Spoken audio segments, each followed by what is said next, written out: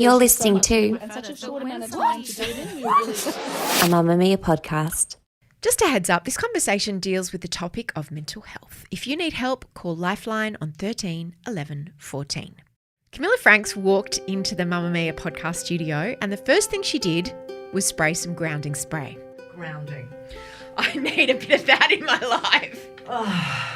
Oh, that's beautiful. Get a deterrent. Keep it open. Really now, it's not spray that would ground you because of the smell. No, it's spray that would make us feel calm and cool and grounded. And honestly, I think it worked because this is a very grounded chat. I'm Mia Friedman and you're listening to No Filter, an interview podcast from Mamamia with people who tell their stories very candidly and aren't afraid to be vulnerable. Camilla Franks has been building her namesake fashion brand Camilla for 18 years. She founded the luxury bohemian fashion label back in 2004. As an outsider to the fashion industry, she knew nothing about fashion really, and she made such a splash with those amazing sort of jewelled, brightly coloured caftans that were an instant hit. You remember them. Lots of people have knocked them off since, but she was the OG of the sparkly caftan. Oprah wore them, Beyonce wore them, Kylie Jenner is a fan. She has hundreds of staff and she's got dozens of stores all over the world. Now, I've known Camilla for lots of years, 40 years almost actually. She was a few years behind me at school. And I thought I knew the Camilla story until we sat down together in the studio and had a big chat. I think maybe it was the grounding spray. All sorts of things came out that I didn't know. I wanted to know why she'd chosen not to be the CEO of her own company. I was for a while and I'm terrible at it. I wanted to know about losing her brother when she was 17. There's always certain moments in your life that define you, and that was definitely one of the most profound moments in my life, of course. And about falling in love with the same man twice. And he just refused to bow down, and he goes, you know, I lost you and I'm never going to lose you again. I had questions about becoming a mum and a stepmum. I grew up with a brother, so I wanted Luna to have a brother that she lived with in Australia. I wanted her to have that bond and that connection and that live-in experience of having a sibling. I also asked about getting older. You know, I got sort of stripped back to my most raw and authentic, and I've definitely got a few more war wounds and warrior stripes now, and I'm older and a little bit more tired, and I kind of don't give a shit about actually having to put it on as much anymore. This is a very honest chat, and we started it off with talking about her impending move to Wales. I last spoke to you mid-COVID, maybe end of COVID for Lady Startup. Yeah. And I think you and I were both feeling a little bit relieved that we hadn't lost our businesses Oh my God. at that time. It was still touch and go. I was just in a board meeting the other day and we all just sort of held hands and looked at each other and went, do you remember 12 months ago? And it's kind of goosebumpy. I've just got goosebumps. And because there was moments where we were talking about liquidation, talking about, you know, all these different things. A brand that I'd built from sort of the ground up for 18 years, all of a sudden, boom, could be gone. And like you, it's like, how do you navigate your way through these uncharted territories? It was full on, but just to be there in the board meeting last week going, we fucking did it. Got through to the other side. Yeah. You're going to Wales next week. Couple of weeks, in about 3 weeks' time. Is JP over there at the moment? So JP left 5 weeks ago because he's got his son over there. Yeah. So do you know what? After the couple of months I've had, I'm feeling pretty run down. I'm actually looking forward to making life simple, stupid again. I think my life here is bold and colourful and fast and the adrenals are going off 24/7. It's high-paced, high impact. So when I get there, it sort of softens and calms. So I need that duality. And so when I'm there, we live in a tiny little cottage. There's big green hills. So I go for big hikes and, you know, the old pubs and the, you know, it's just very simple. So I'm actually looking forward to it this time. But then after 4 weeks, I'll probably be bored and then I'll be off again. Does it have to be all or nothing for you? Yeah, I think back in the day when I look at it, I definitely hid behind my work. I think you got to think what the intentions are. It's like whether you're a drug addict or an alcoholic, you know, what are the intentions behind that? And I was definitely a workaholic in a negative way when I first started because I was. What were you running from? I think I was hiding from my childhood. I was hiding from past trauma. I was hiding from the loss of my brother. I realised I wasn't happy and everything sort of came crashing down about sort of 10 years ago. You know, I had my sort of spiritual, emotional and mental breakdown in true Camilla form and ended up having to go into a rehab facilitation just to put myself back together. I didn't know how to live happily. And so I had to rehab myself back up. And what I learnt from that is I hadn't sort of dealt with my past pain. I hadn't dealt with my past grief. I hadn't really allowed myself to just sit in the shit and feel. Like we're taught not to feel growing up. And so then all of a sudden I ended up just learning how to just be. And I took about 2 months off work, rehab myself, and falling down's really hard, as you probably felt yourself, but getting back up is so much more empowering and getting to know yourself. You tend to get to know yourself through those darker times. And so now I look at my work and I know when I'm working overtime to band-aid something, and I'm very aware when I'm working just to thrive. That's really profound. That is really profound. We just have a nice light conversation. No, but you've got me thinking about how I use work as well, because when you love your work, you can also hide behind it. How old were you when you lost your brother? I was 17. So you were just finishing school? I just finished school. It was literally a couple of weeks after I finished school, and he was 14 and I was 17. And so it was meant to be that time when you're celebrating life and a new chapter's about to begin. And when something's so traumatic, he fell off the cliffs behind our house playing there with a friend. Oh, babe, I had no idea. Yeah, well, I mean, everyone's got a life story, and he's with me today. You know, I really connect with him. Like, I'm really into my meditation. Was that just the two of you? Yeah. So when that dynamic changes, there's always certain moments in your life that define you, and that was definitely one of the most profound moments in my life, of course. And I felt like after that I needed to live the life of two and make sure my parents, I guess, to please them, that's a lot to of nourish pressure. them, to nurture them, to make sure I was big enough to fill the hole for two. And I think I was running my business with that kind of intention, and that burnt me out. Do you know the only other person who's ever said that to me is Gladys Berejiklian? Right. She had a twin sister that died when she was much younger. I think might have been stillborn. And she said she always felt that she had to be enough for two. I think there's to help survivor her guilt. parents. Yeah, survivor's guilt. It's definitely a real thing. And even when I went to a rehab facility years later, I really thought that I dealt with my brother and the loss of my brother, and they hooked everything up with me. And your level of trauma goes from, say, 1 to 10.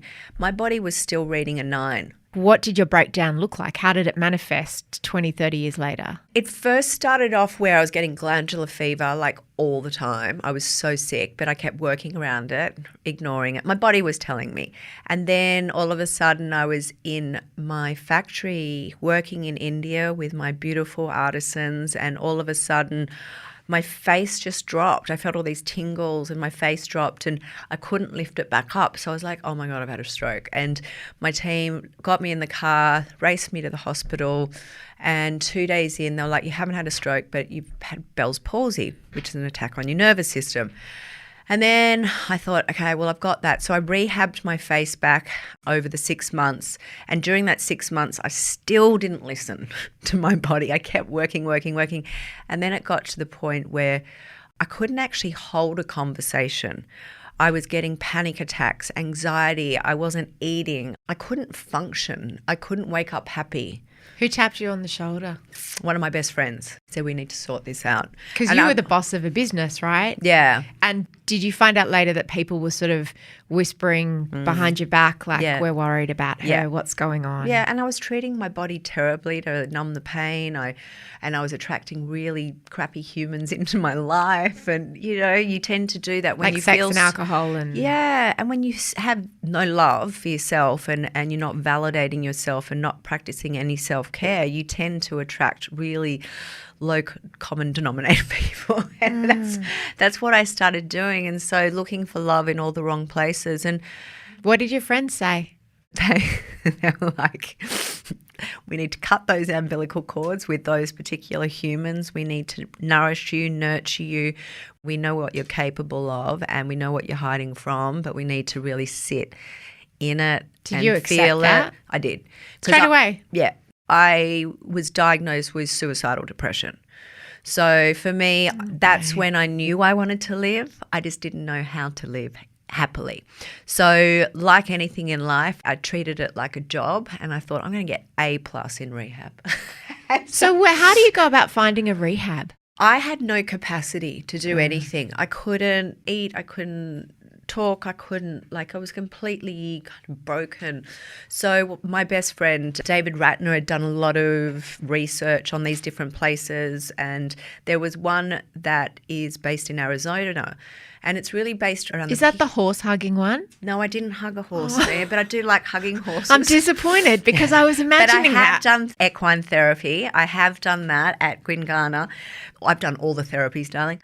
The weirder, the better for me. And he found this one because it was based off a model, the Pia Melody model, where she believes it's all about codependency. So you find you're reliant on an outsource to validate yourself rather than loving yourself because of your childhood. What were you codependent on? Work? I was codependent on love from other people because I wasn't getting love from whether it be family or myself. So I had to learn about codependency and what that looked like and whether I was living a codependent life, whether I was being my full self or my half self. And So instead of looking for a partner to complete you. Yes.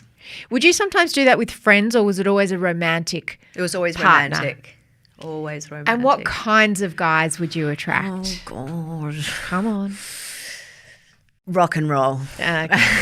Addicts? Yeah. Yeah.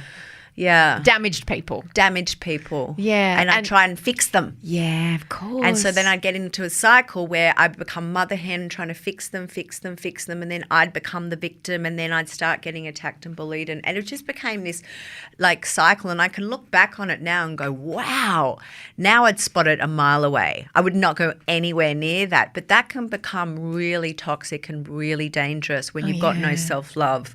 You know, looking back, I was in the public eye, but I was very much, believe it or not, uncomfortable with being in the public eye.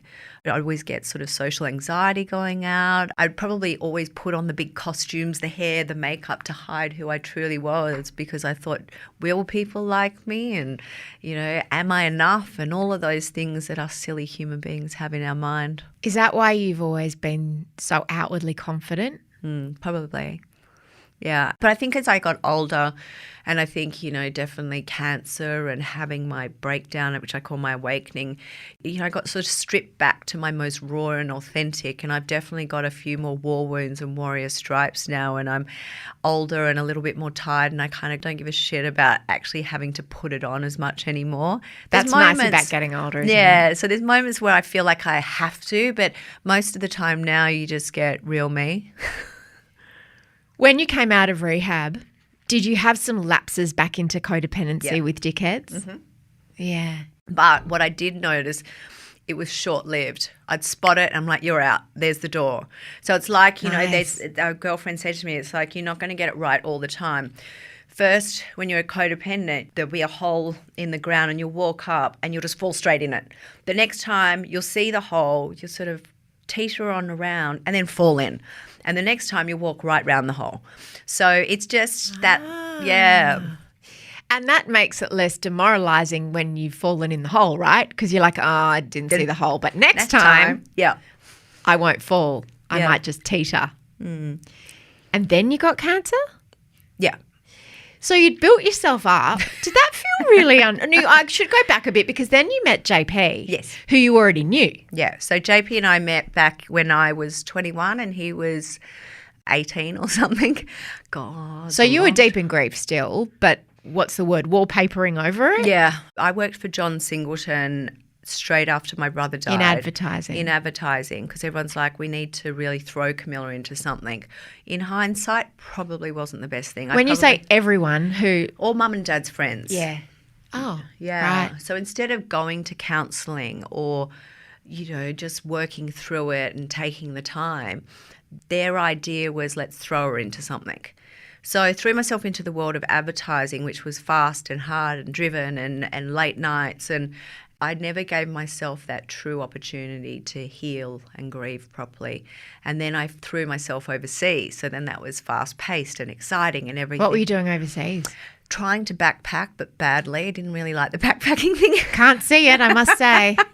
I had like 20 pairs of shoes in my backpack.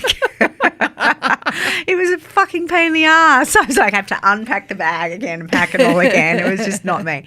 And then I started working in a production company. And then I worked my way into producing music video clips for like UB40 as a junior producer. And I ran a restaurant, but then turned it into a nightclub. I was doing everything and anything. And you met JP where? I met JP because I locked myself out of my apartment. And I was in my literally pajamas, and I turned up to the nightclub that I thought my friend had the keys.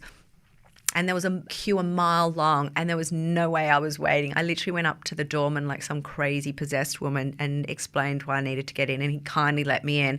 So there I was gallivanting trying to find my flatmate, and this gorgeous human being angel came up to me and said, "Are you all right?" I'm not all right. I need to get into my house.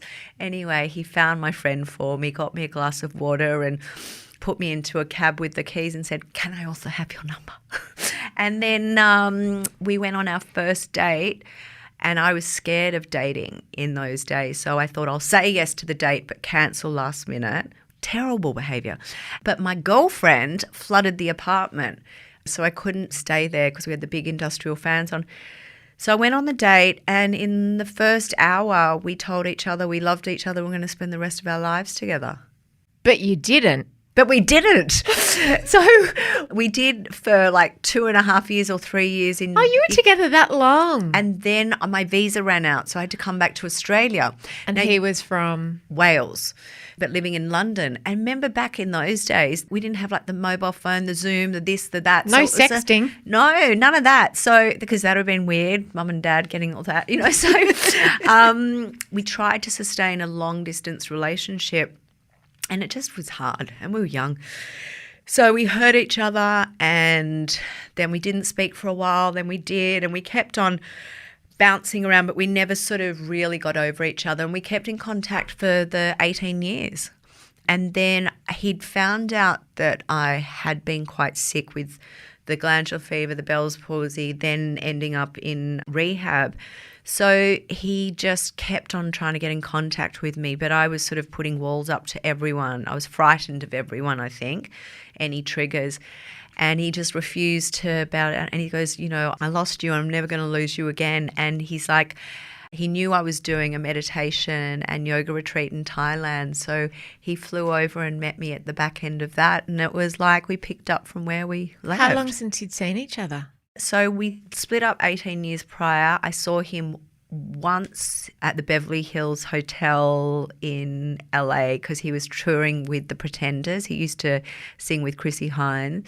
And so I saw him once then and one other time. So it had been like 10 years or something. And those other 2 times that you'd seen him, did you hook up? No, but I knew I still loved him. Yeah. It was really hard to see him. Listen, I just go straight for the sex idea, but you're just like, no, but we had an actual connection. I'm like, did you root? No, but every time we said goodbye to each other, it'd be like snot and tears and hugs. But he couldn't get over the hurt. We couldn't quite navigate our way with the long distance. And I think he was on his really dedicated path of this, music career with a very famous woman. So that was very exciting for him, and I'd probably detract from that. And I was on my career of trying to colour the world in Camilla. So we're just going like that. And I think we just needed to do a bit more before coming back together again. It's so funny. So many people that have a big love when they're younger are like, we just met too early. It's not the right time. But in the future, and it never happens. Yeah, but with you guys, it did. Yeah. How did you feel when he became a dad without you? Hurt. Very hurt. And I found out secondhand. So that was a big thing that we needed to navigate our way through. We needed to forgive each other. And I found it really hard to forgive that because we were still in contact and he was still saying, I love you, I'm going to spend the rest of my life with you, you know, I'm your knight in shining armour and all of this bullshit. And then all of a sudden I found out he was having a child to another woman. So that for me was a really hard one to digest. So there was years that we didn't speak. And then when we went to Thailand, you know, we pretty much spent a week talking through all the things that we'd done that had hurt us, triggered us. And because I know I'm not perfect, we're sort of perfectly imperfect humans and it's a perfectly imperfect relationship. And we had to just work out whether we were willing to truly forgive each other. And now I'm like great mates with the ex and I'm the stepmom, but he calls me Moon Mummy. So I've actually just opened myself up to a whole new love. I had walls up before. I didn't want to love them. And I mean, I don't think she wanted to love me, but when you go to choose love is so much easier. I think I spent years just wanting to hate or had this resent inside me. And then when I went, this is all too hard, and I just called her out of the blue and we created a friendship, a really strong relationship. And even sometimes now when JP pisses me off, I'll call her. Has she repartnered? She repartnered, but unfortunately they just broke up. But yeah. But that obviously she was in a good place with JP to be able to connect with you. No, at that time she hadn't though. Oh. So it was baby steps. And I said to her, I said, look, I know it's not going to be perfect to start off with. It's going to be clunky. I'm going to mess up. You're going to mess up. But let's just start somewhere messy and let's see where we go.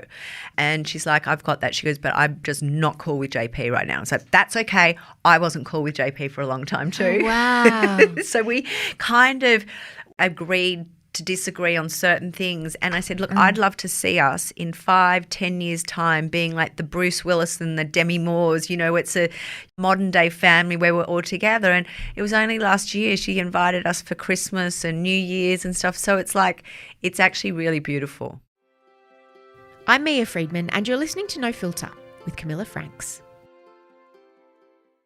When you had Luna with JP, how did that change the way you felt about, what's his son's name? Your Blue, stepson? Jackson Blue Jones. How did that change things? Did that open your heart in a way? Totally. I think birthing, there was something quite primal about that. It's like all the things that I had held on, the fear, the rage, the resentment, whatever it is, all the negative kind of emotions in my body. It's like it was a 24-hour natural labour until I finally went, please give me the epidural. And I felt like I just gave birth to all of that crap.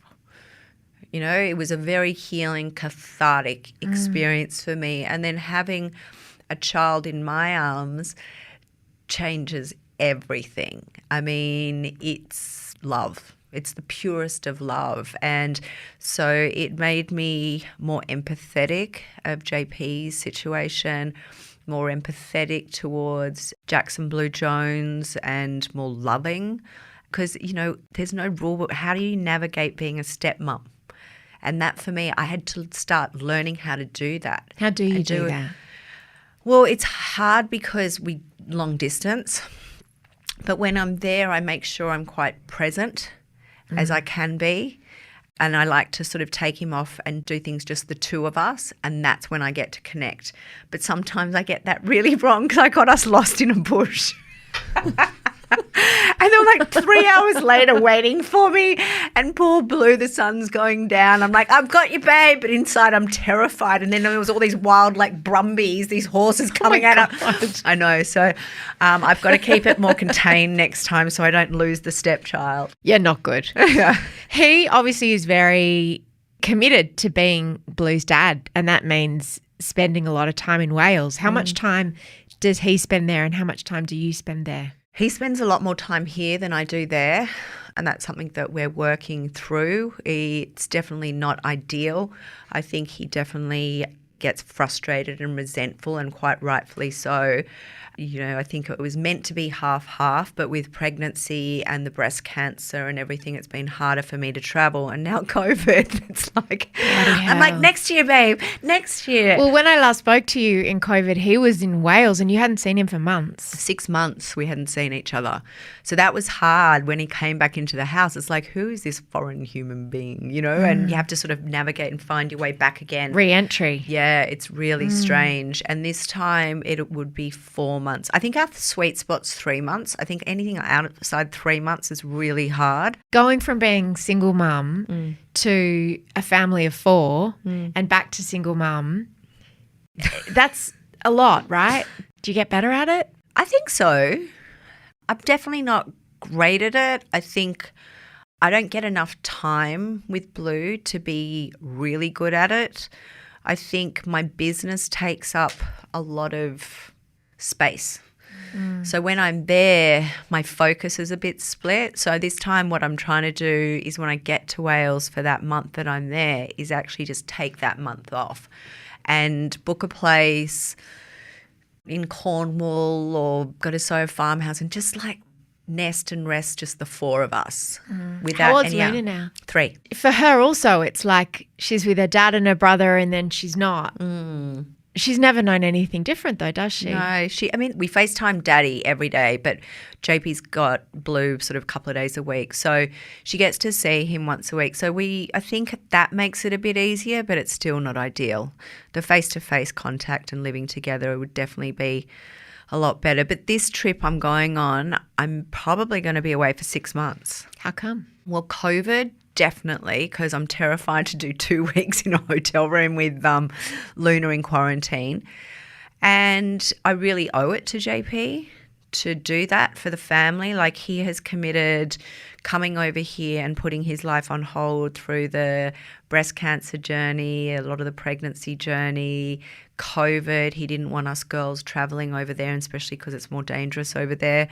So I feel like it's my time to rise up and do the right thing. So I'm going to commit to 6 months and see how I go. But I think what we're going to try and work towards is having a place in London. So Wales will be our home, but then London, just whether we do Airbnbs or I don't know, just go in every sort of second week to work in there, because I'm terrible. I can't use a laptop, don't know how to use a computer. So I heard that about you once. I think you said it and I thought she must be exaggerating. No, I can't. What do you mean? I choose not to. Yeah, I was going to say, you can do anything. What's your block? I just don't have a great relationship with computers. What about phone? Phone, I good at like calling people and sending WhatsApps, but that's about it. That's all I use it for. Right. So you don't check emails, you don't go on social. No. You don't have an instant internal messaging system at Camilla. They have all that. This is how I like to communicate. This is how I like to be with people. So when I'm in the office, I actually don't really have an office to myself. I just walk through the office and I meet people along the way, and that's how I run my business. I feel like I get more from face-to-face value than behind a screen. It makes me dizzy also. I don't know. You're not the CEO of your business. Thank God. I was for a while and I'm terrible at it. Yeah, I'm not either. And it's interesting because part of the sort of feminist female boss anthology is that you have to be the boss of your business, but you're not always the right person. The founder of the business, whether they're male or female, is not always the right person to be the CEO and actually run the business. When did that become apparent to you? I think from when we went from a team of 30 to 100, I was like... So the scale-up phase. Yeah, I think I could run it when it was small. Without a computer? Yeah. I had other people that could use a computer.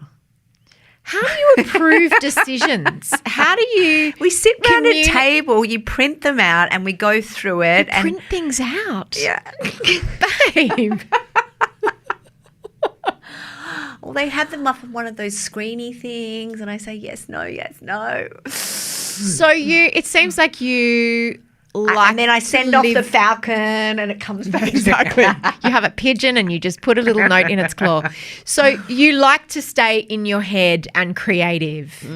Do you feel that if you put it into a spreadsheet or a Word doc or heaven forbid a Google doc, it would sort of evaporate?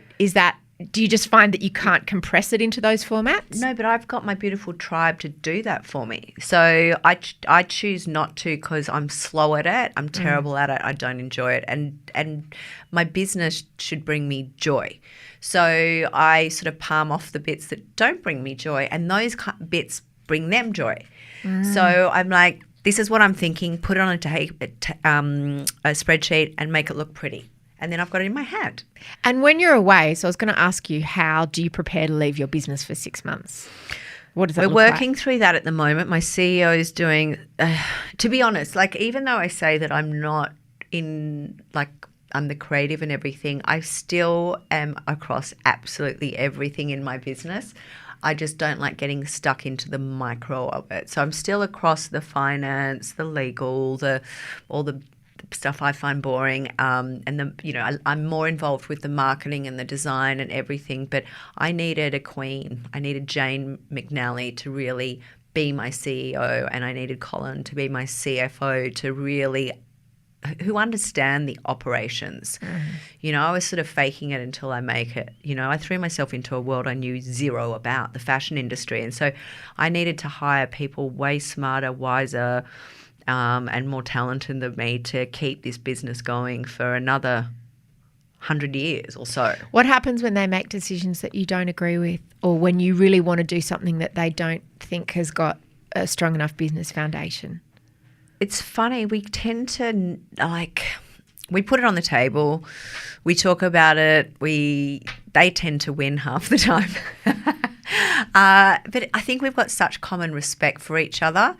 And Jane tends to articulate it to me in a way, she's got absolutely no ego, articulate it in a way that makes sense to me. So as soon as I truly understand the benefits or the pitfalls of something, then I'm okay with it. Sometimes if I don't quite understand, I will make the wrong decision. And vice versa. So, Jane's got her strengths but also weaknesses, and vice versa. So when it comes to press and marketing and design stuff, Jane will need to sort of lean on me, and then we'll make the decisions from there. But when it comes to operations, productions, finance, legal, all of that, and we've got this incredible executive team. And one of our key values is that tribal kind of value, that it's not just one person dictating the final decision, it's everyone that's having their say. So I tend to make the decision based off like really valuable advice from complete ninjas. Reflecting on your 30s, you said that at the time you felt really angry about any idea that you should settle down and that there was any kind of biological clock ticking because you were so in love with your work and so caught up in the flow of building Camilla. You met JP, or you got back together with JP. Did you suddenly feel that the clock was ticking, or did you just know that he was the right guy? How old were you when Luna came along? 41.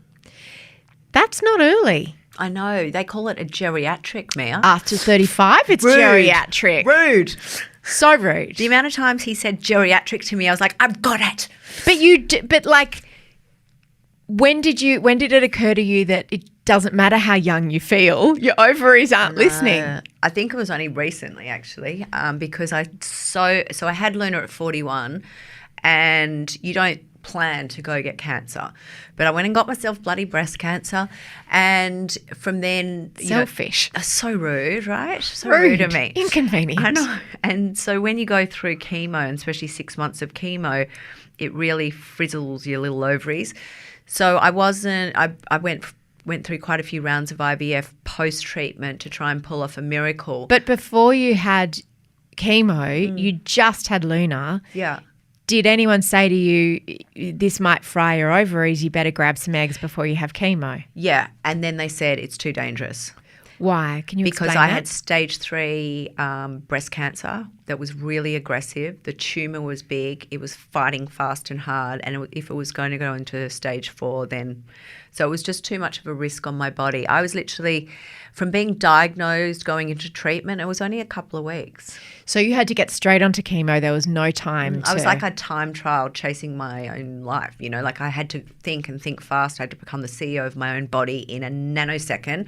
I had to study everything that needed to be known about this bloody breast cancer that I got given. It was one of the most overwhelming times in my life, and I was being schooled at something that I didn't really want to know about or think about. It was like I was living a nightmare. Were you not just in shock? How could you take on any of that information? You also had a newborn. It was hard, and I think because my auntie passed away from not the breast cancer but the treatment plan that she was given, so I knew that I really needed to do my research and sense check. And so basically I literally head down and we went, and I made sure that I didn't want to take the first bit of advice that I was given. So I met, and I was so exhausted and drained because you're emotionally charged, but I just wanted to make sure that I was making the right decision for this particular body, because no two bodies are the same.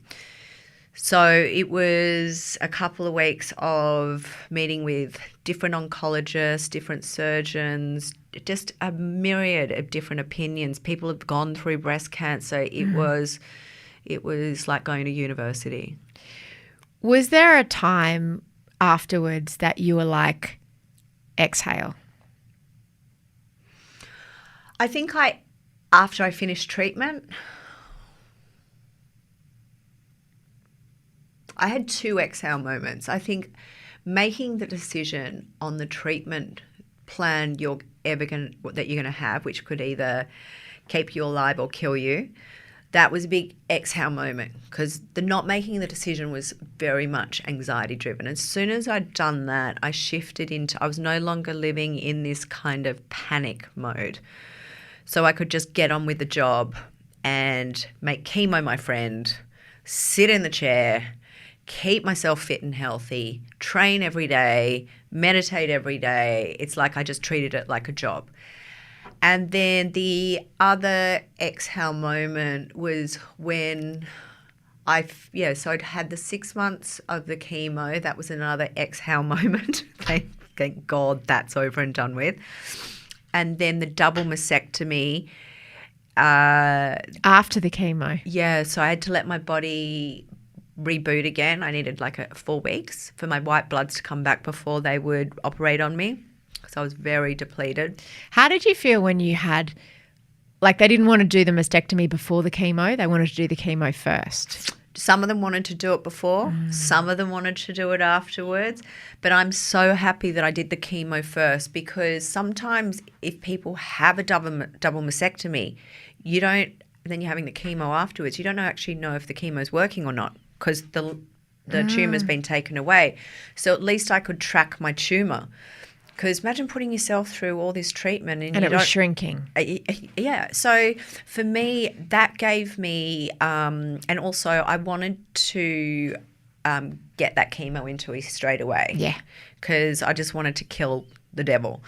And what was amazing is I could see my tumour shrinking weekly and feel it and track it and everything. So that gave me hope. And hope is what you sort of live off. And so when did you put your mind to maybe having another crack at getting pregnant? I didn't even tell my hubby. Why? Tell him. White witch stuff, So every time he was off in Wales, I was doing IVF.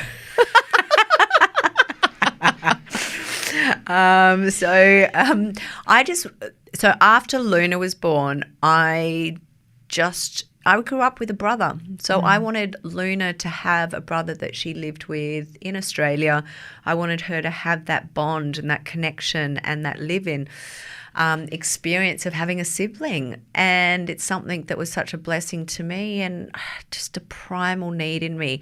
And so I just went into first gear of trying to work out what that looked like. And I went to all these meetings with IVF. I found it so confusing. And then all of a sudden, like my office is in Alexandria, next door to it, the IVF clinic opened up. I was like, how convenient. Oh, that's a sign. Right? So I was across there all the time, just back and forth. And with the cancer that you had, was there a risk of having IVF? Well, I spoke to my oncologist and he said he was okay with it, but then my gynecologist wasn't. So there was I was getting sort of mixed messages. So I decided to choose what I wanted to choose, but I also gave it a time limit. So what was your time limit? Well, it was a year, but then it went to 18 months. At what point did JP become informed? Because I assume his sperm was involved at some stage. Well, I got him to sign a quick signature. While he was sleeping one time, Yeah. But like even when he came back, he was like, I just read this interview or article that you were doing IVF. You didn't tell me you were doing IVF. I said, no, you know how I told you I was getting those kind of injection-y things? Well, that's what that was. I kind of just dumbed it down. Those injection-y things. But what about his sperm? Yeah, I froze that. When? Before he had to head back, because when COVID hit, he's like, shit, do I jump on a plane? I was like, yep, but go and freeze your sperm first. And he's like, why? And I said, well, just in case later we might need it. Wow. That certainly brings new meaning to just, packing before you go. Just put that on your to-do list. Yeah. So you had his sperm. Yeah. You could access it. Yeah. And you were having these embryos implanted. He didn't know. No, I wasn't having the embryos implanted. I was trying to Harvest eggs. But that was failing. So there was the hope and the disappointment, hope and disappointment. And then I kind of ended up going, okay, time out. And then why did you have to have your ovaries removed? Was that part of the BRCA gene? Yeah. So I've got like 70% chance of getting ovarian cancer. So something ridiculous. So it needed to happen and needed to happen fast. So at the end of last year, I was like, can we do it in stages? So I've still got the chance of harvesting eggs while I do this IVF. So I got the fallopian tubes taken out. Have a hysterectomy while still harvesting eggs? Seems ambitious. I know, I was trying to make the impossible possible. So we worked out that I could get my fallopian tubes taken out, park those, throw those in the bin, and then still have my ovaries and harvest eggs. But then, because the fallopian tubes are sometimes where the cancer finds itself first, so got rid of that. Then we did then the ovaries just weren't giving me eggs that would survive, so had to sort of give that up. Did that put you into menopause? Yes, so I'm having hot flushes right now as we speak. Really? Like right now? Really sexy stuff. I can't see it. No, it just comes in rushes and then I get a bit shivery and everything. So I'm in menopause. What does it feel like? At first, it was really crappy. So as soon as the ovaries came out, they said I could feel quite different. And they don't beautiful Vince Lamara didn't quite give me the details on how I would feel, but because he knew I'd probably delay it another 6 months, God bless him. Is this your doctor? Yeah, my gynecologist. He's amazing. And what didn't he tell you? Well, he did tell me to have 4 weeks off work. I was back at the office after 5 days. And then I found myself on set and I started getting really dizzy. And then I just really foggy-headed and I never get headaches. And I started getting these cracking like migraines. I couldn't drive. And then I got home and I could not stop crying. And crying. I just kept crying for days and I couldn't find my happy place. And I was like, oh my God, I feel like I'm depressed. And that lasted a few weeks. And I was like, is this my new normal? Because if this is my new normal, give me my ovaries back. I've heard that can happen though. And when it's sudden, because ovaries usually sort of sputter out, but when you have to have them removed. And you can't have any hormone replacement when you had cancer. So a lot of women that will have it taken out will have a hormone replacement to sort of equal you out. So you had to white knuckle it. White knuckle it. So it's like I probably look like someone having a withdrawal from drugs. that's what it kind of felt like. I was shaky, shivery, headachy, pain everywhere, cramping, depressed, sad, crying, like can't control the emotions. And now I think it's been 4 weeks since I've had the operation, 4.5 weeks. Now That you were meant to have off. Yeah. Instead, I've done fashion weeks, let me just press, been crazy. Again, this is probably me hiding behind my work. And but now I feel back to normal. Do you? Yeah, I still think I feel fatigued. Of course. But yeah, I probably just still a bit of fatigue, but there's not the sadness or the erratic emotions, and there's not I've still got the hot flushes, but none of this, like that sadness. I was really worried about that sad state I was in.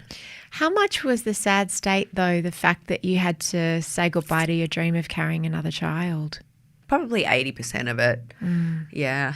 I think it was that grief of the future that I so wanted. And I think also when you get your ovaries out, I mean, they're the most sacred givers of life. They're what gave me Luna. Yeah. And there's something weird, like take away my breasts, don't take away my ovaries. Like I was like, these are my womanhood. I felt like my womanhood had been stripped from me, and I was angry about that and sad about that. How did you work through it?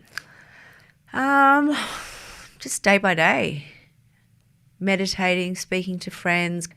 So just all of that kind of stuff combined together, they're kind of my tools. And you can have a breast reconstruction, I suppose, but you can't have an ovarian reconstruction. Exactly. Did you get your can boobs? you? Well, I don't know. Maybe that could be the next thing. You got your boobs done, right? Yes. Reconstructed. And I was watching a YouTube video of you speaking at a conference or something, and you had a really low-cut top on, and I could see your boobs, and they looked magnificent. And I was wondering, after you've had breast cancer, it seemed, I want to use the word defiant, but that sounds negative, and I don't mean for it to be negative. It like a reclaiming, it seemed. Is that how you feel? I worked hard for these Trisara and Margarita, I call them. I worked really hard for them. So, it's like, here they are, let them roar. But it's weird because they don't feel like part of me. Like I can't actually feel them, because a full mastectomy, they take away, every Nipples bit as of well? flesh. And no, they kept the nipples. I fought for the nipples. But they take away every bit of flesh and the nerves and everything. So all you've really got is skin and implant. So I can't really feel this. So sometimes I'll be doing an interview and my boob's out, and my girls and boys will be like, Camilla, it's back out again. You won't know. I can't feel it. You don't have to wear a bra, though, do you? No, that's the benefits. No bra. And just finally, have you said goodbye to the dream of having another baby, or you just think you'll do it a different way? I was actually just on the phone to a friend in America who's had a couple of surrogates, picking her brain on how to do it, because America seems to be the place where it's more normal and more accessible and more celebrated. And I think as women, we're finding that we want children later in life. I think back, in our parents' generation, you left school, you got married, you had kids. Now it's you leave school, you get a university degree, you travel the world, you find your partner, and you have a career, and then all of a sudden your body clock's ticking. So I think surrogacy is just such a beautiful option, and adoption also. So I'm looking at those two that JP doesn't know about it. Well, there's lots of different ways to grow your family, and I was going to say, you've got JP's frozen sperm. You can just send it over to America, and one day you'll just come home with the baby. Yeah, I know. It's like I'll arrive to Wales, surprise, babe. Or you'll be here and he'll go, babe, I read an interview that we've had another baby. Yeah. You didn't mention that. I've had 3. I love you. Bon voyage, my beautiful friend. Thank you for having me, I darling. hope you enjoy your time away. I and will. That you fucking have a rest. I will. I promise you. What a ride that was. After we turned off the microphones, Camilla had brought with her a couple of members of her social team who were sort of making behind the scenes footage and stuff. And they sat outside the studio because during records, I never let anyone else in the studio. It's always just me and the guest, because I want it to be intimate and I want them to be really focused on what we're having a conversation about and not distracted. Anyway, so we opened the door and they wanted to sort of film a few bits and pieces, and we had to film a few bits and pieces too. And Camilla put her headphones back on, and then she was trying to adjust the microphone and the whole thing just came off the table. And then she sort of stood up and picked it up and pretended that she was like Bon Jovi with the microphone. She's just the best. She's so good. And if you go to my Instagram, you can see photos of her playing air guitar with the broken microphone. Thank you for listening to No Filter. I have a newsletter that I write pretty much every week. It's the only place I write these days. So if you would like to read my columns, I guess you would say that they are, we'll pop a link in the show notes and you can sign up to receive them in your inbox for free. If you like this show, please review it and share it with a friend. The assistant producer of No Filter is Lucy Neville. The executive producer is Eliza Ratliff. I'm Mia Friedman, and thanks for listening. Mamamia acknowledges the traditional owners of the land we have recorded this podcast on, the Gadigal people of the Eora Nation. We pay our respects to their elders, past and present, and extend that respect to all Aboriginal and Torres Strait Islander cultures.